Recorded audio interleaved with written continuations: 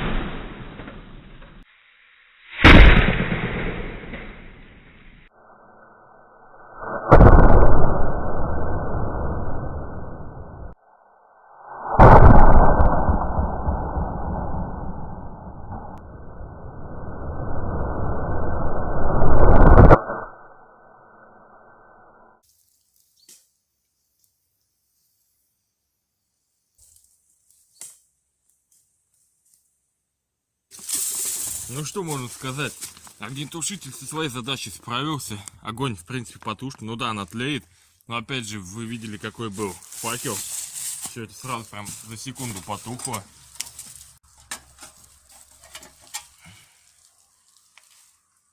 Фу, вот он сам огнетушитель.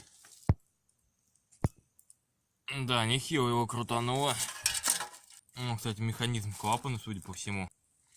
Вон пружинка какая-то. Ну что можно сказать, эксперимент в принципе удался. Костер потушен. Блин, была бы скоростная камера, посмотреть это на замедленном видео. Было бы вообще офигенно. А на этом видео заканчивается. Ставь лайк, подписывайся на канал, жди новых экспериментов, жди новых видео.